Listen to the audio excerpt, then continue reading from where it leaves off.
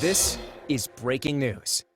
Mayor de Blasio is giving an update on the coronavirus pandemic in New York City. Let's go to that now. We are learning every day what we need to do, not only to fight the disease, but to bring our city back, to create a restart and a recovery, to make sure it is fair, to make sure it does not repeat the status quo we had before. And we know why that's so important, because we saw in this crisis that everyone suffered in this city, but the suffering was pronounced. The suffering was particularly deep in some communities. Some communities carried a heavier burden. The virus, at first we'd say in the very beginning, this virus is affecting everyone. And then we learned it was not equal opportunity. The virus hit some communities harder. We saw that, and we realized this virus does discriminate. And for the communities hardest hit, communities of color, immigrant communities, lower income communities, communities that have suffered for so long to begin with, communities deprived of health care for so long, it was so important to recognize those truths, to say them out loud, and then act on them, because as we move forward, we have to go at those disparities with everything we have. Some neighborhoods lost more people than others. Some neighborhoods took a harder hit. Some neighborhoods, people lost their jobs more than in other neighborhoods. Some neighborhoods, people are struggling to pay for food or medicine or rent more than other neighborhoods. So we need to do everything we can to keep addressing the reality of neighborhoods in the city that are suffering the most right now. That is part of how we restart, but much more importantly, how we build a fair recovery. I've heard from so many people in neighborhoods who are those who give us so much, and I mean our small business owners, people who in many ways create the identity of the neighborhood, the character of the neighborhood, because their businesses to so many New Yorkers really define a lot of what's special about the neighborhood. It's true for small business across the board. I can tell you that for so many people, the mom and pop store, the family business, the business that's been there in some cases for generations, it defines something so powerful. We feel that about a lot of small businesses in every neighborhood. In communities of color, in immigrant communities, small businesses represent something additionally powerful. They represent culture and identity. They represent perseverance. They represent a place where people know they can belong. And nowhere is that more true than with the community restaurants, the small businesses, the mom and pop restaurants that people go to and feel connected to everything they hold dear. So we know it goes a lot farther than the food. All New Yorkers love food, and we love the beautiful variety of food in the city, but in communities of color, a mom and pop restaurant, a community-based restaurant is something much deeper than that. It's something precious. It's something that must be protected. These restaurants mean so much to the people of this city, but they have been dealing with immense challenges even before this pandemic. Small businesses across the board, and these mom and pop restaurants in particular, they were dealing with the rising rents. They were dealing with so many challenges that were making it harder and harder just to keep going each day. We talked about this months ago, before we ever expected to see a pandemic in our city, before we saw this shock to our system. Back in February, seems a long time ago, in my State of the City, I talked about small business and particularly the extraordinary role that some places play in our community. So when COVID came along, it hit them so hard. The question I kept hearing from so many community people, from so many small business people, elected officials, is, will these community-based restaurants survive? Will this thing we prize and cherish still be there for us? How can we do something about it? Well, our task force on racial inclusion equity is doing something about it. And to tell you about their new initiative, I turn to our First Lady, Shirlane McCray. Thank you, Bill. Good morning, everyone. As the Racial Inclusion and Equity Task Force takes further actions to meet the needs of our Black and Brown communities, I remind everyone that this task force is of, by, and for the communities it serves. It is made up of 70 members of the administration, many of whom are people of color who were born in or have lived or worked in these communities. And it is our job not only to listen, but to act, to respond to the needs of the people in these communities hit hardest over the past weeks and months by the COVID virus. Over the past week alone, we've brought fundamental changes to the NYPD, including shifting money to youth programs and hiring community ambassadors within the department. We've laid out a plan to give health care to tens of thousands more New Yorkers by expanding NYC Care 4 months early, and provide more mental health support for the people in our hardest hit communities. But of course, we still have more to do. As we move closer to reopening the city's economy, we must tend to the small businesses at the heart and soul of our neighborhoods, especially our restaurants. These are familiar neighborhood places where personal histories have been written. When you are there, it feels like you're in your own kitchen. The Restaurant Revitalization Program will start with a $3 million investment from the city, the Mayor's Fund to Advance New York City, and our partner, One Fair Wage. We'll start by saving 100 restaurants. I'm going to say that again. We'll start by saving 100 restaurants, bringing back roughly 1,000 displaced restaurant workers at $20 per hour, and providing 53,000 free meals for those communities hit hardest by COVID-19. Workers from the selected restaurants are also eligible for a one-time $500 cash assistance from One Fair Wage. And now, I introduce the Mayor's Fund Executive Director, Toya Williford, who will talk more about this initiative, the role of small donors, and how the Mayor's Fund is focused on a fair recovery. Toya? Thank you, First Lady. We believe that small businesses are the backbone of our communities and serve as vital economic hubs. That is why the Mayor's Fund is investing $1.4 million to help restaurants provide living wage jobs to New Yorkers who have lost work during COVID-19. In order to have a fair and just city, we must invest in both businesses and workers. Owners who participate in the Restaurant Revitalization Program will commit to continue paying workers a living wage on top of tips within 5 years of the program ending. We cannot go back to business as usual. Now is the time for change, and this program helps us pave a path forward. Our dollars, which we raise with the help of thousands of grassroots donors from all around the country, will help ensure workers earn a living wage both now and in the future. Thank you. Thank you. Thank you so much, Toya. Listen, I want to just say what the First Lady has done in the work with the task force and the Mayor's Fund, what Toya Williford and her team at the Mayor's Fund have done. And Toya, thank you to you, and thank you to everyone at the Mayor's Fund, and thank you to all the people who have supported the Mayor's Fund, because this work is so crucial. It's having an impact right now. And also thank you for the extraordinary work you're doing to help small businesses in the Bronx come back. Businesses that were attacked a week ago, you're helping them right now with direct financial support so they can get back on their feet. So I want to thank you for that great work as well. Now, it's important to recognize that the task force, led by our First Lady and Deputy Mayors Thompson and Perea Hense, this comprises 70 leaders of this administration from across a wide range of agencies, leaders of color, as Charlene said, who understand our communities, understand changes that can and must be made. The task force was charged from day one. When I named the task force a month and a half ago, the mission was to determine what we could do about disparities right now. Of course, to work on the bigger changes, the bigger plans, but to determine what we could do right now.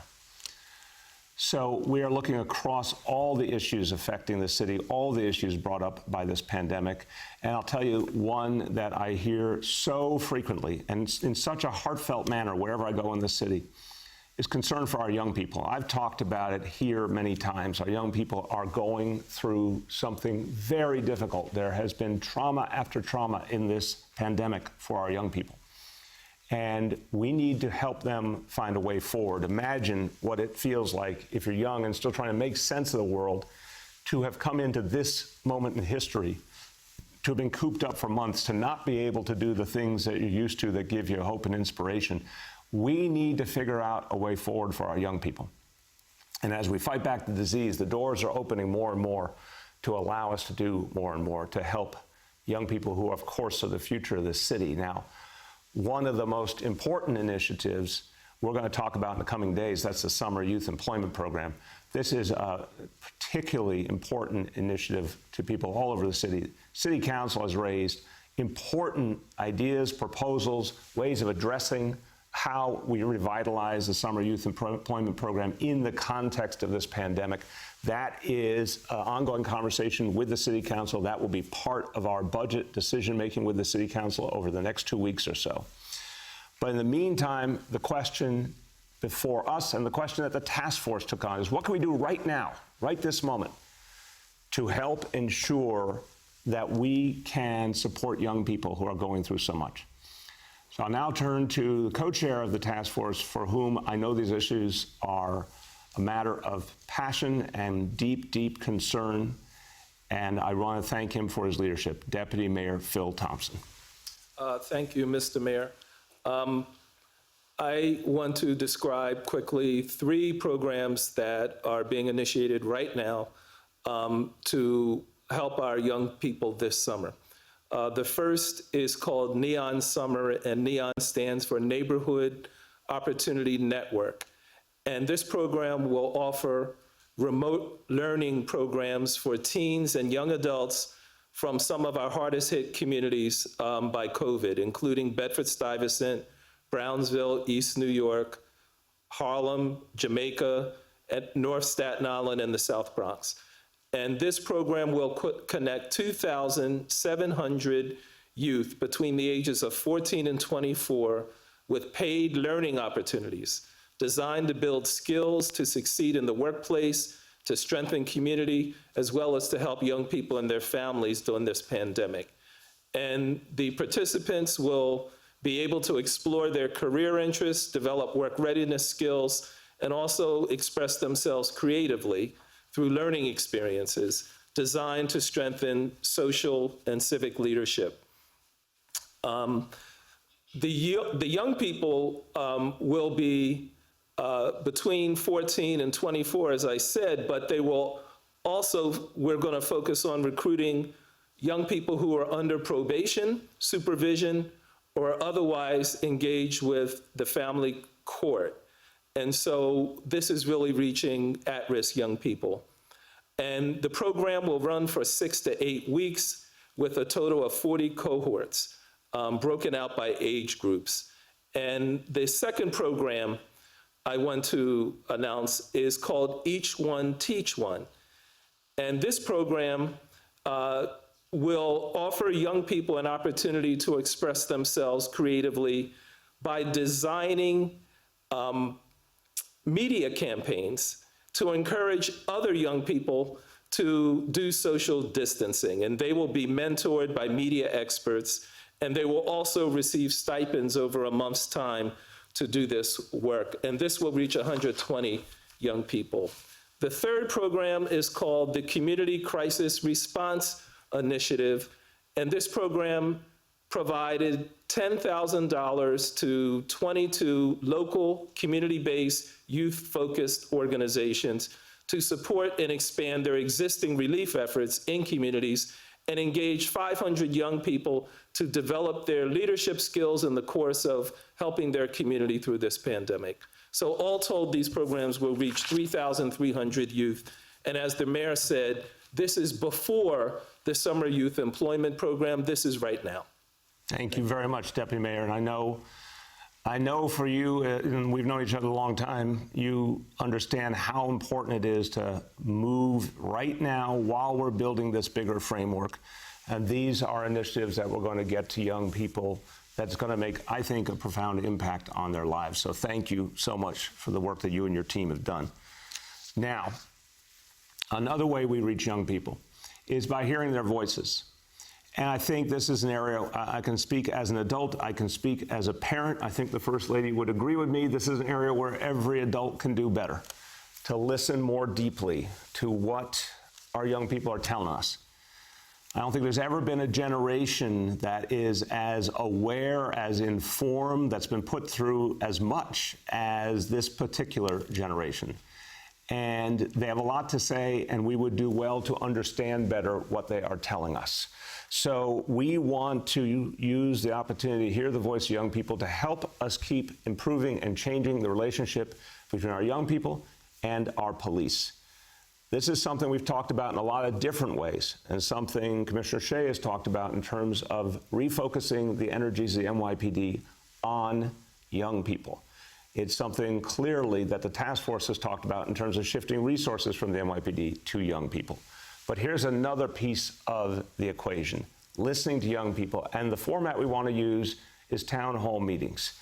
So we will have town hall meetings where young people from the local community have a platform to express their concerns. NYPD officers will be there to hear the concerns and have a dialogue. Cure Violence Movement members will be there to help facilitate that conversation. We want an honest conversation. Look, the more we talk openly in this city, the better off we'll be. It's not always easy. Sometimes it's painful. Sometimes there'll be emotion, to say the least, about the power of these issues. But the more we talk, the more we open it up, the more we air it out, the better off we'll be. So we want to address these issues head on. We don't want to sweep them under the rug. That will not help move us forward. We got to bring them out in the open and have the conversation. First town hall will be held in Harlem, and that will be as soon as we can actually have in-person gatherings. Hopefully, that's only weeks away. Still, of course, observing social distancing and all the proper protocols. But it's time to start gathering people together the right way. And this town hall in Harlem will be led by the organization that's done so much good in the Harlem community, Street Corner Resources. If you're watching a few days ago, you got introduced to the leader of that organization, Aisha Sekou, who is one of the great leaders of the Cure Violence movement and the crisis management system here in New York City. Devoted her life to reaching young people, to hearing young people, to uplifting them, to giving them a positive way forward. So Aisha is the perfect person to kick off this series of town halls and moderate. I think when you hear the true voices of our young people in a constructive, positive conversation, honest but still forward-looking conversation, you're going to feel very good about the future of New York City. But it's also going to help us make the kinds of changes we need to make this city work in the future and to really break the status quo that doesn't work in this city. We will start in Harlem. We will continue with neighborhoods that have dealt with some of the biggest challenges: East New York and Brownsville, Jamaica and Far Rockaway, South Bronx, and the North Shore of Staten Island. The town hall meetings, again, they will be honest and tough conversations, but I guarantee you they will build trust. I think every one of us knows what it feels like when you air out your feelings and there's an actual exchange. It is actually the beginning of building trust, and that's what we look forward to with these town halls. Okay. Let me finish up by going over what we do every day, the status of our fight against the coronavirus. And today, again, a good day in New York City, and that is because of all of you. I'm always going to give you credit because you worked so hard and you continue working so hard to get it right. So here's our indicators. Number one, daily number of people admitted to hospitals for suspected COVID-19, threshold of 200. Today's report, 69 patients.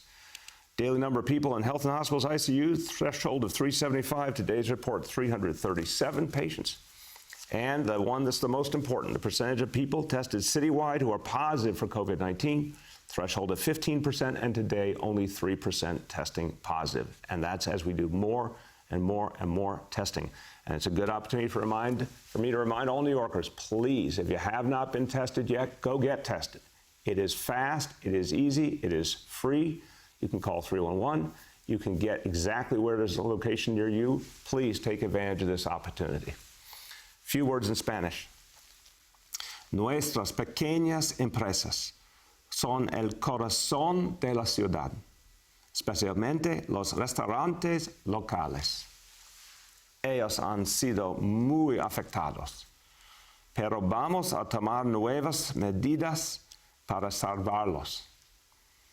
En este inicio, vamos a seguir con nuestra misión de crear una ciudad más justa para todos. With that, we'll turn to our colleagues in the media. And please let me know the name and outlet of each journalist. We'll now begin our Q&A. As a reminder, we're also joined by First Lady McCrae, Deputy Mayor Phil Thompson, the Mayor's Fund Executive Director Toya Williford, and Commissioner Janelle Doris. First question today goes to Andrew Siff from NBC. Mayor, good morning. Hope everyone's well. I've got two questions today. The first one is Chancellor Carranza sent a letter to all the principals and educators, or rather administrators, essentially telling them we're going to have most likely a blended hybrid plan for this fall. You've previously said that there's an option A, an option B, and an option C. At this point, is option A, all the kids go back 5 days a week like normal life? Has that option realistically been eliminated? Do you want my second question now or after the answer? I'll speak to it, then we'll come right back to you. No, it has absolutely not been eliminated. Look, let's do it again. It's a great question, Andrew. I appreciate it. What I think the most important thing to understand from the Chancellor's letter, and he and I spoke about it in detail before he sent it, we have to understand we're going to be on a continuum, and we don't know 3 months from today. That's when school opens up. And again, I understand everyone's deep concern to get ready, and the work that has to be done to get ready, but it is a quarter of a year from now. It's 3 months from today. So we don't know, honestly, will there be a vaccine? I don't think there'll be a vaccine in 3 months, but I don't know. And I would love nothing more. I think we all would. Will the disease have receded greatly? Will the disease have reasserted? Will our efforts to contain the disease continue to succeed? You know, we don't know all of the issues that will face us. So it's impossible, it's literally, Andrew, impossible to say, here's exactly what's going to happen on September 10th, 2020. But what we do know is our schools need to be able to move on a continuum. The better the health situation, the more parents are ready to have their kids come back, the more students we have to be ready to serve in person. On the other side of the spectrum, God forbid we have a situation with the disease where we have to be ready to serve students more and more remotely. So, Andrew, the import of the letter to me was to say, hey, everyone, this is going to be tough, but be ready to be someplace on a continuum. It could be every single student back in school. It could be no students back in school. We have to be ready for all of that at any point. It could change literally month to month because of the realities we face, going up or down. I know that's not easy for anyone to hear, but it's true. So what the Chancellor is saying to all the leaders of our schools, I want to thank all of our principals, assistant principals, all the administrators, all the educators who are trying to make sense of this great unknown, is we have to be ready for any eventuality. Andrew, we also know there's going to be a certain number of parents that even if school is open to all in person, they're not going to be ready necessarily on September 10th to send their child back. And I think there's going to take time for parents in some cases to feel comfortable. Others, I think, will be ready in the beginning. So plan A remains. We want the greatest number of kids in person. Let me make it really clear. The plan A is the greatest possible number of kids in person in school buildings. It must be safe. It must be safe for kids, families, educators, folks who work in the school buildings, everyone. But we know that remote learning is not as good as in-person learning.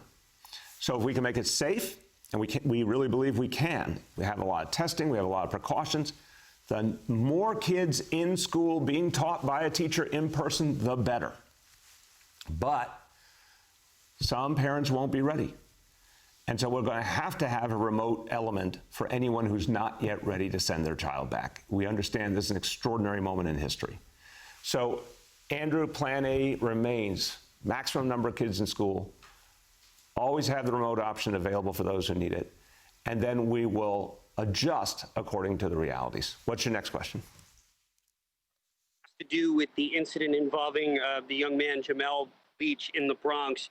I know you spoke to the family yesterday, but my question is, how quickly will there be some kind of an action taken involving the police in this case? You had vowed that one of the lessons learned in the wake of all these protests is much swifter action. So how swift will the action be? I want to see an investigation done in a matter of days. I'm not going to say exactly, one day or another, but days. And I expect the model going forward to be one that focuses on speed and transparency. We have a great boost now on transparency now that the 50A law has been changed. But what we've got to get to, and we will, is making sure NYPD does these investigations promptly, comes back with results promptly, and we make them public promptly. And then there's consequences that they happen promptly. So this one, I met the young man.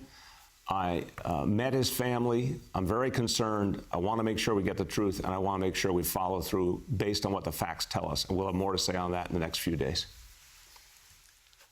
The next is Jillian from WBAI. Hi, Mr. Mayor. Hey, Jillian, how you doing? Following up on, I'm okay. How are you? Good, thank you. Following up on last week's question about over-policing in communities of color and surveillance. Last month, 42 civil rights and nonprofit groups wrote Speaker Johnson urging him to pass the Public Oversight and Surveillance Technology, or POST Act, which has been languishing, creating a system of oversight over the NYPD's use of military-grade equipment, which tracks people and listens in on calls, things like that, because the department hasn't released information about this equipment and how and where it's being used. So this isn't about community policing per se. Do you support passage of the POST Act? So I have to see the language, Jillian. Look, here's what I do support. I want maximum transparency within the context of dealing with real and very, very challenging security dynamics. Remember, we're very focused right now on the issues that are facing the city here and now. But that does not mean the challenges we faced for years and years in terms of terrorism have gone away. They just haven't. And that poses a real threat to the people of this city.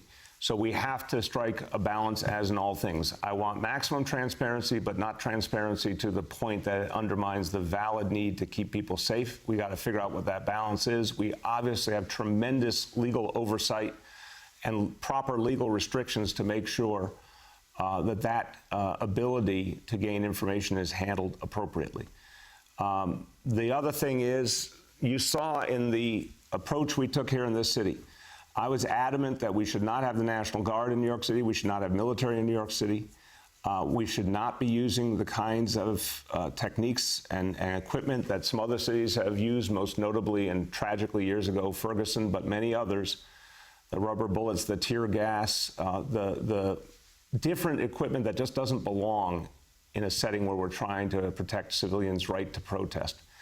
And I'm very, very interested in making sure we understand, the public understands exactly what the NYPD has and doesn't have, again, within the context of appropriate security issues, because we don't want to fall into that situation where a police force that's meant to be about civilian work ever acts in a military fashion. I think this whole country, Jillian, was jolted by seeing the president try and bring the armed forces into a moment of civilian protest. I think people were repulsed by it.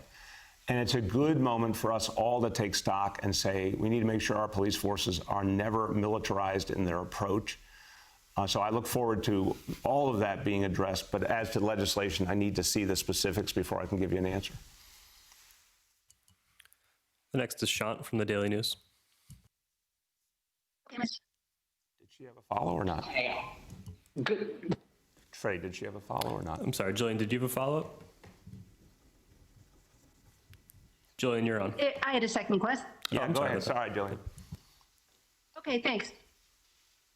No problem. I'm surprised from yesterday's briefing about your admitted lack of knowledge of the Cure Violence movement, since Mayor Dinkins was such a proponent of his increase the Peace Corps, which was so effective and similar in mission.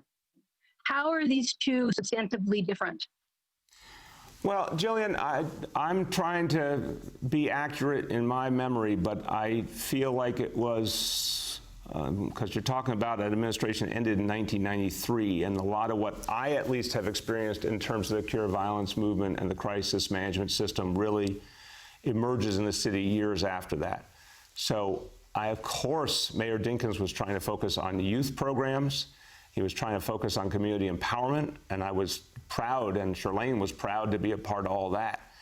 But I think I'm on firm ground saying that the modern approach to cure violence in this city emerged substantially later. And that movement, as I got to know it, the more I experienced it, the more I believed it was the way forward.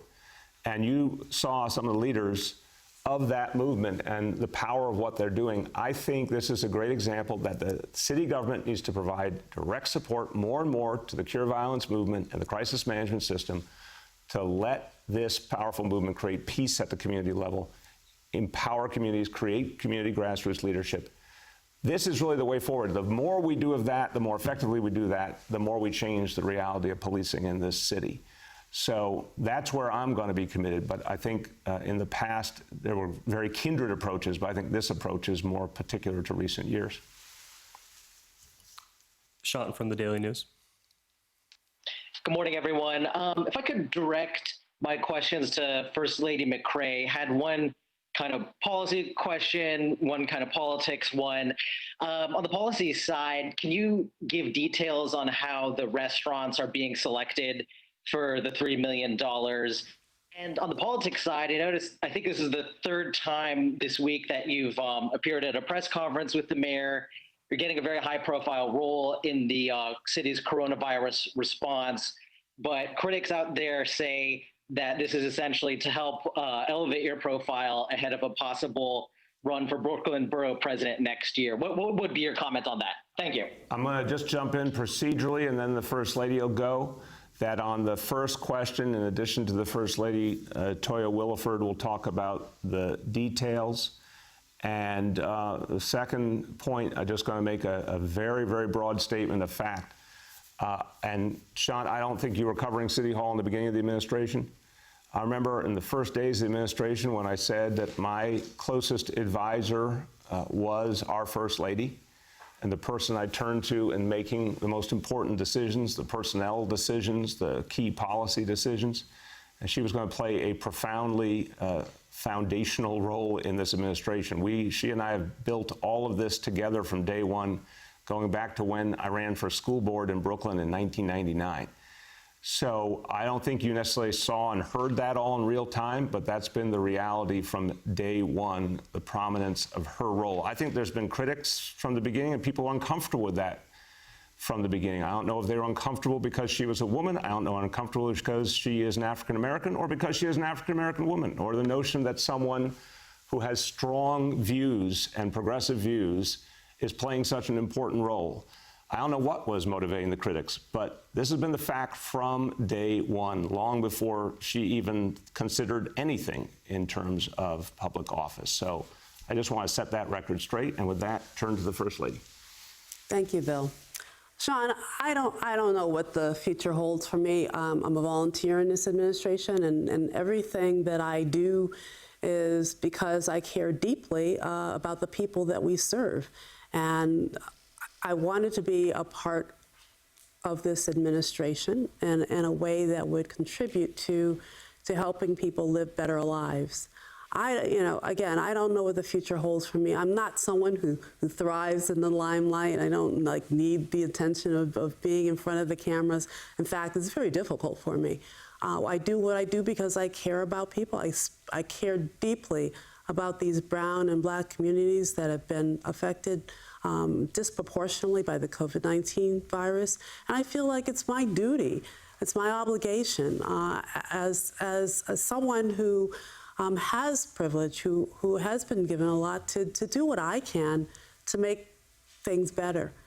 And that's why I get up every morning. You know, I ask myself this morning, like, why am I doing this? Bill can testify to that. Why am I doing this? And you know, sitting here, listening to Toya, listening to Deputy Mayor Thompson about like what we're doing for these young people who need to have these opportunities, for these restaurant owners who are suffering so deeply. It really means the world to me. I sleep well at night knowing that we've done as much as we can to move the needle forward. And I get up every morning knowing that we've got to move it even more. So I hope that answers your question. And Troy, you want to speak about the details? Absolutely. So restaurant owners who want to apply and access this program, the Restaurant Revitalization Program, which will again start with 100 restaurants, this is a launch pad moving forward, that application can be found at nyc.gov/opportunity. All of the program details and the application can be accessed at that URL. This program will be overseen by the Mayor's Office for Economic Opportunity and will be administered in partnership with the Human Resources Administration, HRA. Thank you. Go ahead. The next is Kathleen from Patch. Hi, Mr. Mayor. Can you hear me? Yes, Kathleen, how you doing? I'm good, thank you. How are you? Good, thank you. So I wanted to talk to you about NYCHA for a moment. Right now, there are 28 buildings and nearly 5,000 residents who don't have hot water today. It's not the first time in the past week. It's not the second. I wondered what you would say to those residents, many of whom live in high-risk areas for COVID-19 and have been told the most important thing they can do to protect themselves is to wash their hands. Yeah, Kathleen, I'm very saddened, really saddened anytime this happens. I mean, we are in a situation where we have got to do everything we possibly can to help the residents of public housing. And you know, we've been doing a lot to specifically address health concerns, whether it's the repeated cleanings in the NYCHA buildings, the free face coverings, the air conditioners for older residents who might be endangered by the heat. We're obviously the food programs. There's so much we have to do to keep addressing the health needs of people in public housing and to keep addressing the overall challenge of how to fix our public housing buildings. And obviously, as we get through this pandemic, we're going to go right back to deepening that work. But every time the hot water's out, it personally drives me crazy because I feel for the residents who are going through that. And I know the buildings are, in many cases, really, you know, they've been without investment for decades and decades. I know how hard it is for the folks who work at NYCHA to keep them going. But all I can say is, Kathleen, you know, we learned on the issue of heat that we could do a lot of things differently and that we could speed up the way we address heat. I'll find out today how quickly we can get the hot water back, and if there's anything we need to do structurally to, you know, stop these breakdowns from happening, or at least repair them more quickly, because I don't want people going without hot water ever, especially, as you say, in the middle of a pandemic. So we'll have an update for you in the next few hours about how quickly we can fix that. Kathleen, do you have a follow-up? Oh, yes. I wondered if you could respond to Sergeant McCrory's comment on why officers aren't wearing masks. She spoke to the New York Times and suggested that 15 hours of wearing bulletproof vests, helmets, and masks while policing in summer heat was too much to demand. I think she is raising a real concern, but I don't think it negates the fact that we're in the middle of a pandemic and we need all public servants to wear face coverings to the maximum extent possible. Look, let's be fair. There are times when if you're drinking water or you're giving an instruction to a group of people, there are times where it is appropriate to take off a mask. If you're not within 6 feet of anyone, there are definitely exceptions. But overwhelmingly, people need to have face coverings on. Every single public servant, that includes our police officers. The commissioner has made it very, very clear in his directives to officers that they have to do this, and that it's a matter of discipline if people don't. Again, there are exceptions. I want to be fair about that. Yes, Sergeant's not wrong that it's been hot and long hours and difficult conditions. No one that I know enjoys wearing a face covering.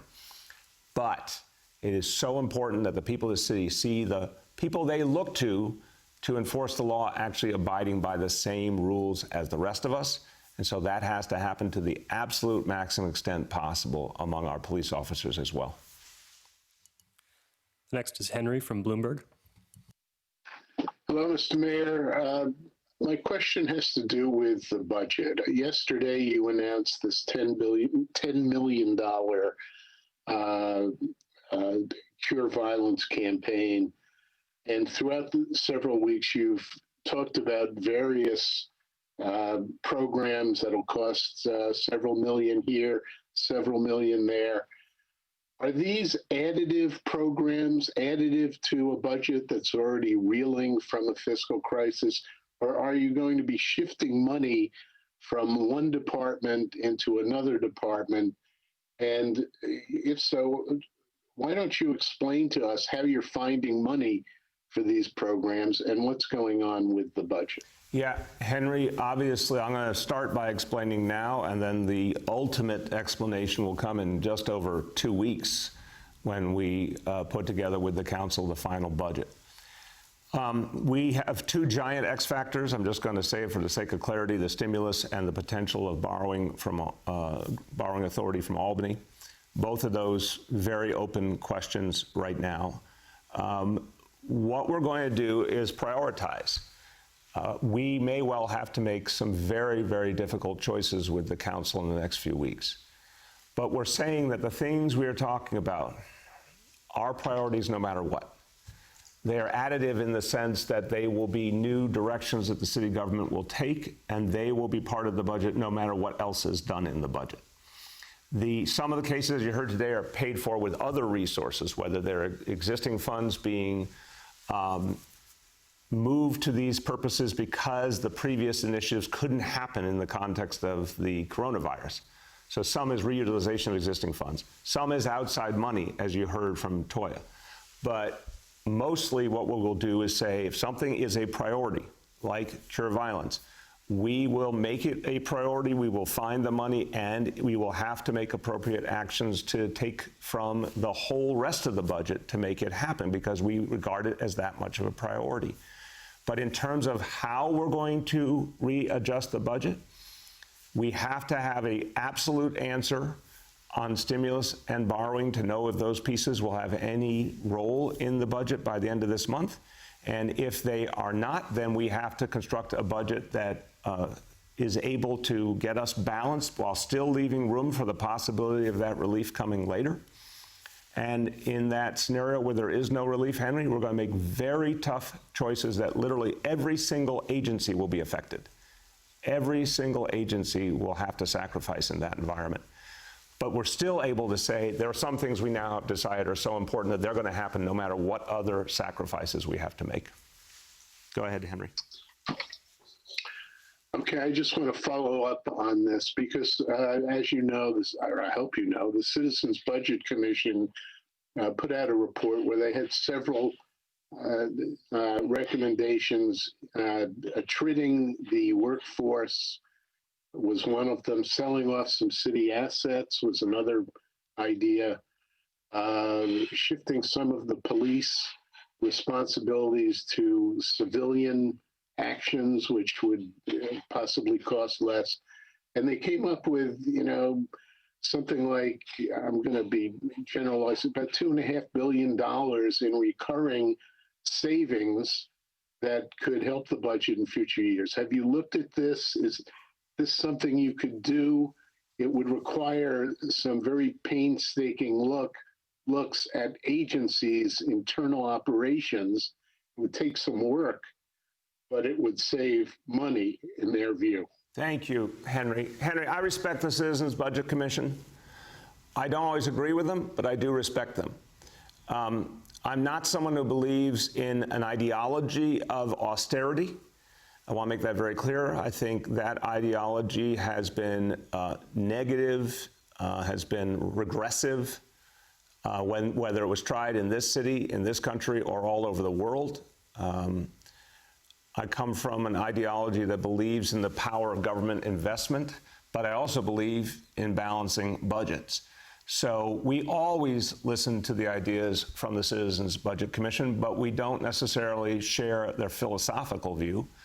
But the work you described, that painstaking work, that's done every single day by Melanie Hartzog, our budget director, and everyone at OMB. That's literally what they do all year round. And we look at anything that we think could save money. You've seen billions saved in recent years because of that painstaking work. And we're going to look at anything and everything, I assure you, in this budget process. Civilianization, one of the things you mentioned, I think is very, very powerful option. I have supported civilianization within the NYPD going back to when I was a city council member. We've done a very substantial amount of civilianization. It has worked. I want to give a special shout out to Henry Garrido and everyone at DC 37 AFSCME that have been pushing civilianization of the NYPD for probably about 20 years. They were right.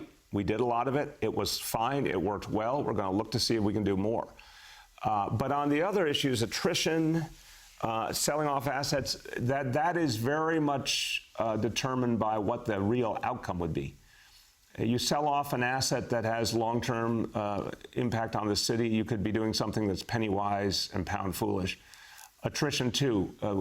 What would be the impact of the attrition? What would be the impact on human lives when we're in the middle of a pandemic? It's not going to be a one-size-fits-all, Henry. But I can tell you one thing, within 2 weeks, we will have a balanced budget no matter how tough the decisions are. I know how to make these decisions. I know how to make the tough decisions, the tough cuts. But it will reflect priorities and the need to invest where the need is greatest and to address the disparities that we've seen in this crisis. The next is Gersh from Streets Blog. Hello, Mr. Mayor. How are you? Good, Gersh. How you doing? I'm great. I have a question following up on yesterday. You were asked about getting the NYPD out of traffic enforcement, and you said you were talking about that. But today, the executive directors of Transportation Alternatives and the Brooklyn Movement Center had a Gotham Gazette op-ed calling for the NYPD to get out of more than just traffic enforcement, but to get police out of enforcing public space because of the NYPD's statistically documented racial bias in public space enforcement. The op-ed actually said, and I'm quoting this, "It's time to stop spending so much money on practices that harm people of color." So what do you think about getting the NYPD out of public space enforcement as well as traffic enforcement? Well, I think the whole concept, Gersh, of public space enforcement, I'm happy in your follow-on you can educate me more, but I would say you just said a very, very broad category there.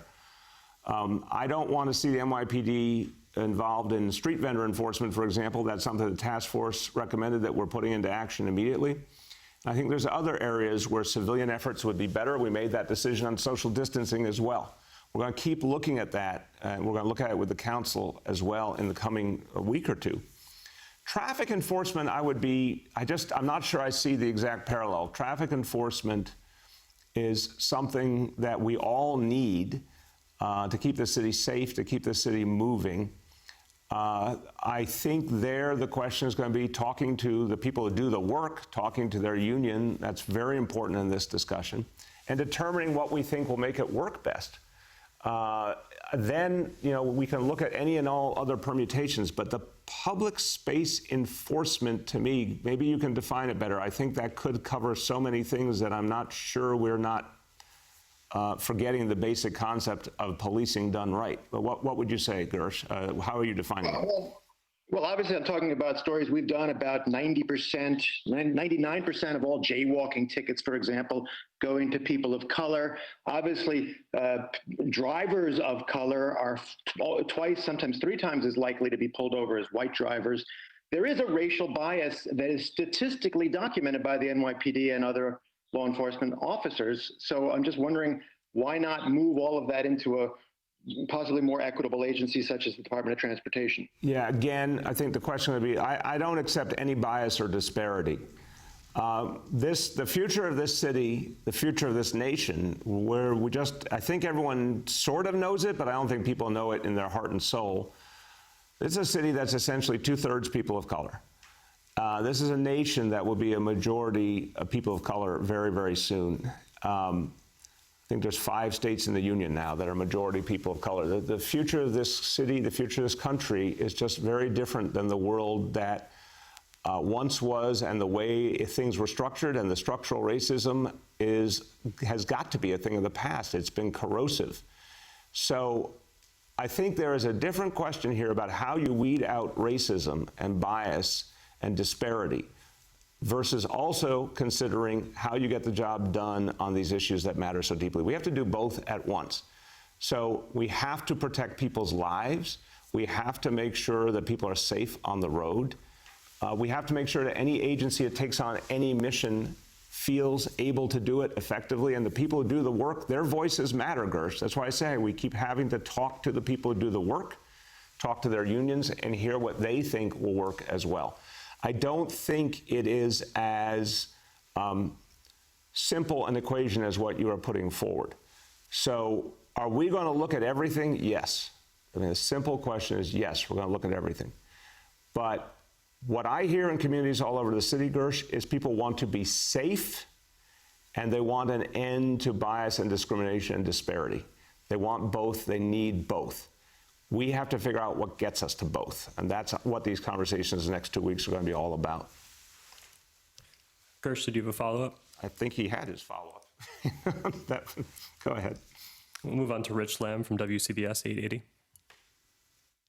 Hi there, Mr. Mayor. Hey, Rich, how you doing?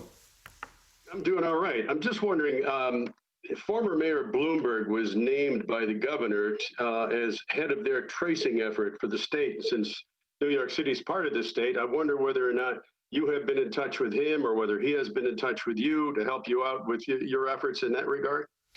Rich, as I said, I'm very appreciative that Mayor Bloomberg stepped forward, that his foundation stepped forward, Johns Hopkins University stepped forward, and they've been tremendously helpful. In terms of day-to-day operations, the way things have been set up is that a lot of the work, of course, is the responsibility of the locality. I mean, that's just the truth about government in general. Whether you're talking about the way the federal government does things or the state government, they set a lot of the parameters and sometimes provide the funding, but the day-to-day work is done at the local level. So the Test and Trace Corps now, 1,000 strong, on the ground, having an impact. That was done with the help, for sure, of Bloomberg Philanthropies, but the day-to-day work is absolutely done at the local level. Haven't spoken to Mayor Bloomberg, but I'm very, very appreciative for his contribution here.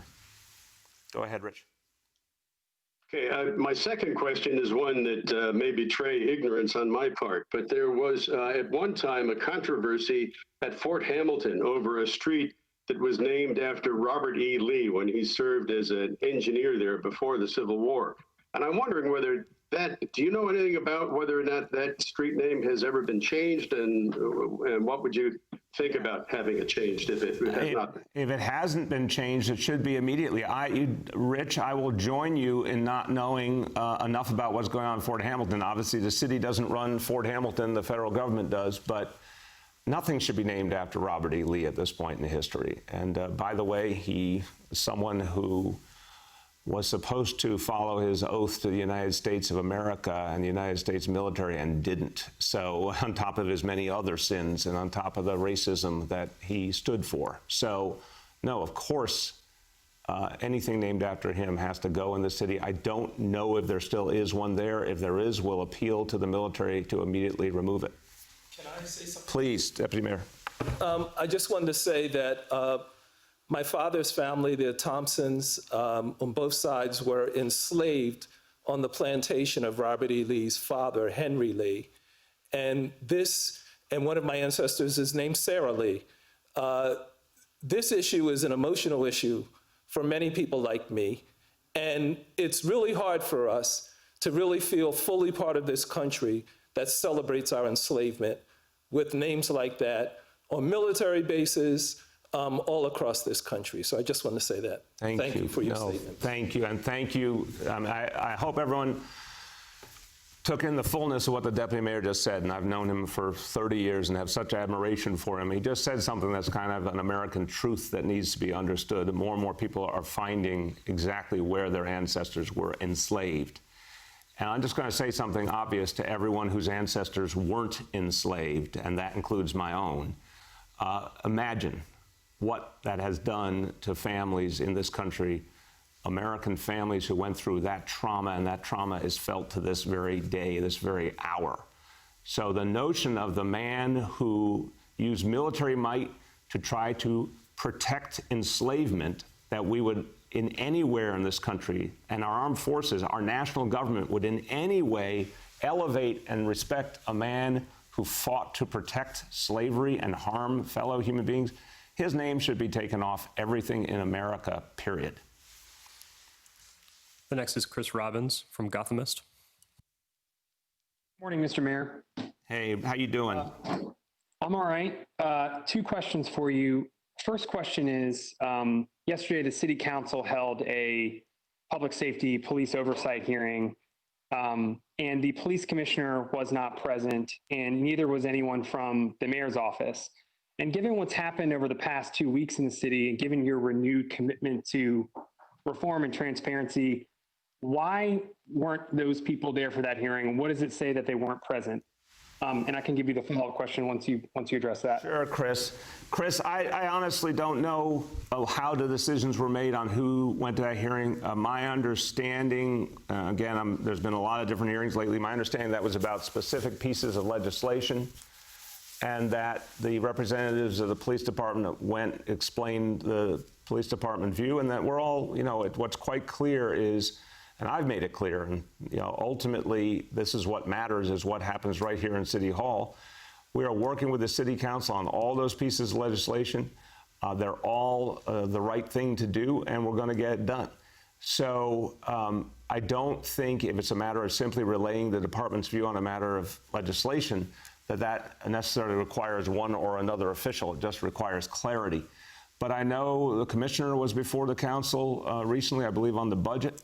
And it's very important. I agree with you vehemently that we need to make sure that senior police officials respond to the City Council on a regular basis when there's issues that require the top officials to be there. So I agree that that is consistent with the transparency we want in this moment.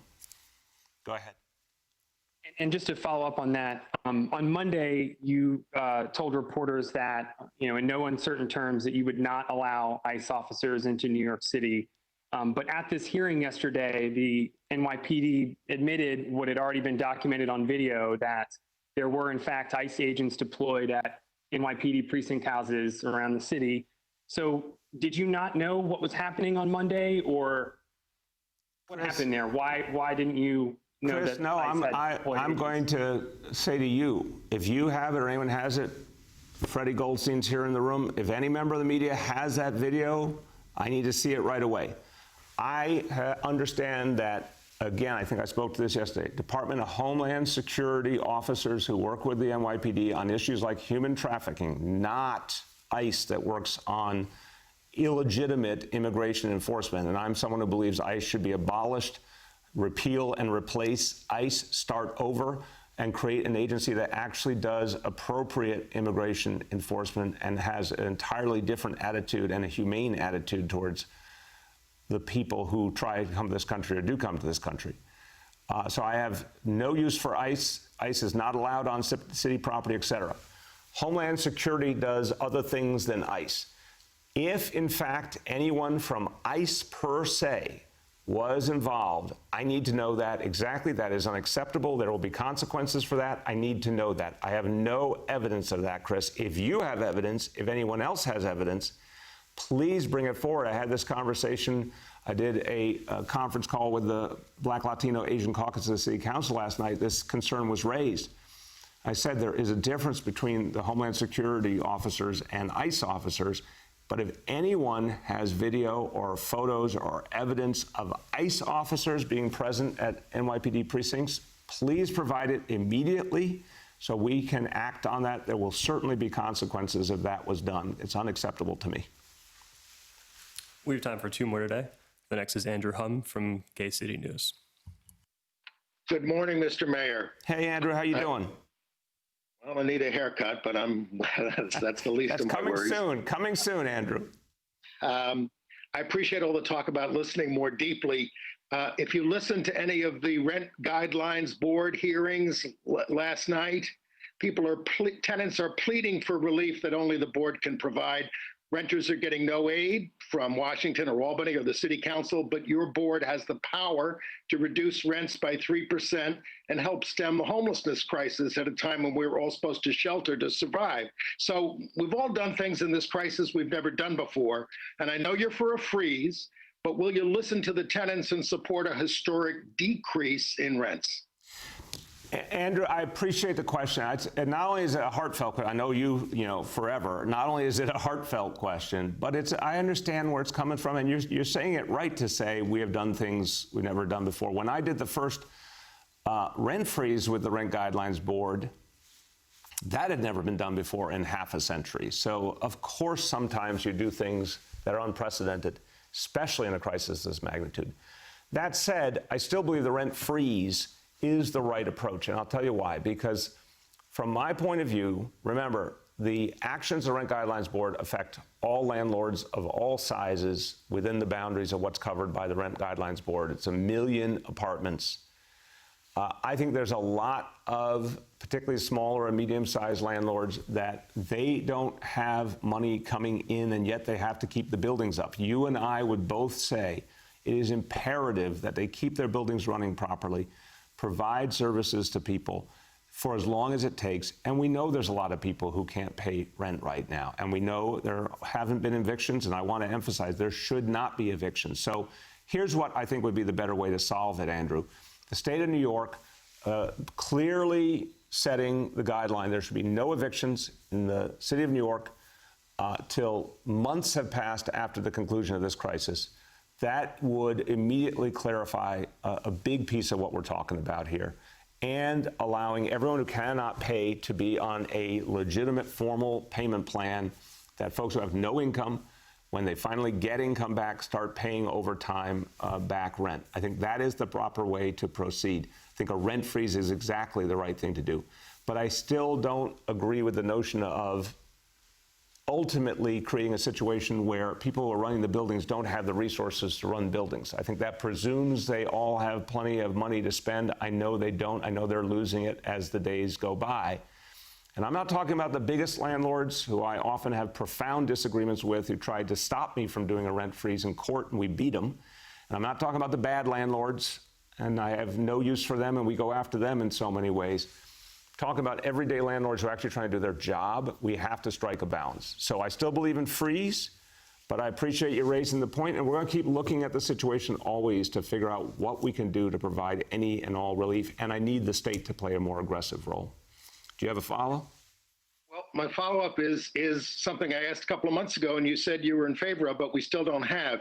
Been asking for data on COVID and LGBT people and people with AIDS for a couple of months now, and I've yet to see anything from the DOH and the HHC, even though this is required to be collected. And I don't know why that is the case, and I apologize for that, Andrew. I am flummoxed by that. I would think the DOH, that would be something, given the history of that they've worked on so many issues that matter to the LGBT community, that is something that they should be able to do and must do. So we will follow up on that today. I'll ask Deputy Mayor Hensay to get involved to address that issue and fix it. Last question for today goes to Reuven from Hamadiyah. Good morning, Mr. Mayor. You've been discussing equality a lot, and I'd like to ask you about another apparent inequality in the city. During the past week, on multiple occasions, NYPD officers have expelled mothers and children from playgrounds in Brooklyn. While just a few blocks away, on the same day, there were protests with hundreds of people. How does it promote equality, Mr. Mayor, when protesters have already had nearly 2 weeks to be out in the street are continually allowed to gather, while families, many are large families living in very small apartments who've been shut in for months and want to enjoy a hot summer day, are being expelled? Look, Reuben, I appreciate the question. And this has been such a complex reality. I think, again, several have asked this question. I do think the moment that this city, this nation has gone through in the last 2 weeks or so is something very particular, very painful, very intense, very challenging, but also a moment where literally decades and centuries of the demand for change came forward. And real change is happening as a result. And I don't, for a moment, Ruben, I don't lack compassion for those parents. I know it must be extraordinarily tough. I know parents are so frustrated. Look, for Shirley and I, with 2 kids, we often felt really challenged, even when we weren't cooped up in a pandemic. So a family with 4 kids, 6 kids, 7 kids, 8 kids, 9 kids, 10 kids, I can only imagine how tough that is for the parents. And I want nothing more than to get them back to those playgrounds. It was one of the areas where I really tried my best to keep the playgrounds open. And if it hadn't been for the growth of the pandemic, we would have, but we had to at the time. This is something we worked on with the state. We had to get to the point of saying, look, out of abundance of caution, the playgrounds just created too much of a risk to families of the spread of the disease. The day is coming, it's not here yet, but the day is coming when we'll be able to open up them again. We don't have a timeline yet. It will be absolutely connected to how we do at fighting back the disease. More to say on that when the right time comes. But I hope I have given you some sense of why I think the demonstrations were something absolutely unexpected, absolutely particular. But the ongoing effort to try and relieve the pressure of these families while still protecting against the resurgence of the disease, and this is the punchline, this is what matters, Ruben. The last thing you want, or anyone wants, is a resurgence of this disease that then will lead to the restrictions being once again put back in place. We're finally in phase 1. A lot of those small business owners that your publication and others have raised the concerns of are finally starting to get back to work. They are a few weeks away from getting back to normal work, for example, in retail stores. We have to hold the line, as painful as it is, to not allow the spread of this disease so we can get back to that. You have a follow? My follow-up is, I'd love to also get Commissioner Shea's answer on this, but I realize that he's not joined the call since there were rumors of his resigning. My question is, the Manhattan DA has said he's not going to prosecute those arrested for unlawful assembly or disorderly conduct. The Brooklyn DA said he's not going to prosecute those arrested for unlawful assembly or violating curfew. We're talking about during the protest now. What is your reaction to that? Does it undermine your authority to establish a curfew and of police to regulate the protests? And by the way, about the Fort Hamilton thing, the Army rejected a request from you and Brooklyn Borough President and Representative Yvette Clarke and others in 2017. The street is still named there, although the church nearby removed the plaque from the tree that Lee planted.